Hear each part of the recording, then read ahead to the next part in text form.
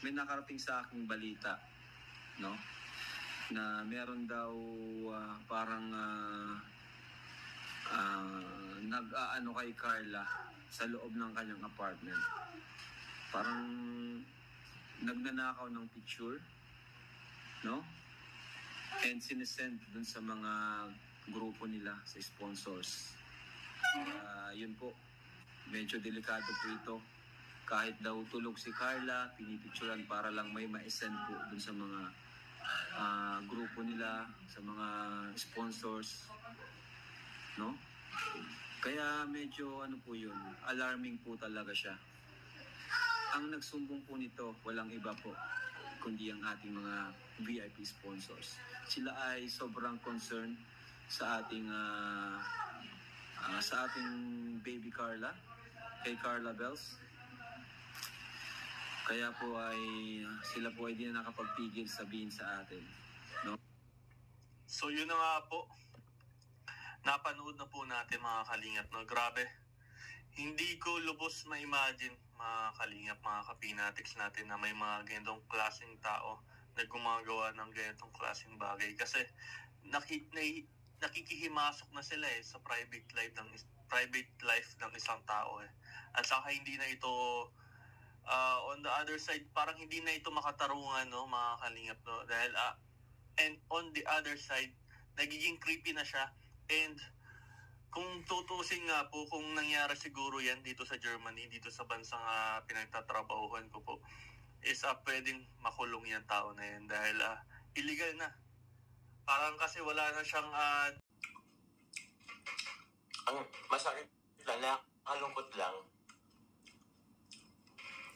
Nakakalungkot lang na some people you trust is, alam mo na,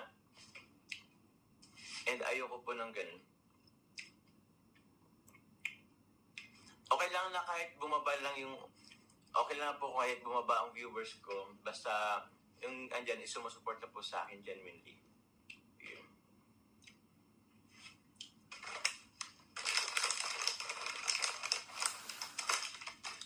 Okay na yun. Pero ako, salamat, lagi po ako nagpapasalamat. Lagi ako nagpapasalamat po sa mga sumuporta po mula hanggang ngayon.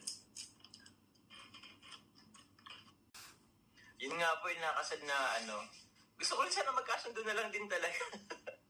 Kasi hindi eh. Well, reality po, ewan ko, ang dami ng ang dami ng na-damage. Pero, sige, wag na lang na din pag-usapan. Kahit mag less than 1,000 na lang pang viewers ko. Basta totoo. Mag-apply na akong spokesperson ni Jomar, baka hiring ka. Ay, grabe. Ba't man spokesperson ko yan, Nel? Grabe. Huwag na kayo, Nel. Okay lang. Grabe naman yun. Papanan pa bakit? Tsaka wala akong pambayad sa'yo, Kuya Nel. Ang balyatan ng rate mo. Kuya Nel, huwag ka nang bubulong. Please, ang dami na naming iisipin. Ay, naku. Kaya nga eh. Ang dami rin bulong. Ang daming mga issue po mga kalingap. Sabi nga sa akin, mula daw doon, basta wag na lang. Ayoko din daw. Ayoko nang Ayun po mga kalingap. Thankful po ako sa mga suporta po sa akin mula noon hanggang ngayon. Kung mga may changes man, siguro marami tayong wala.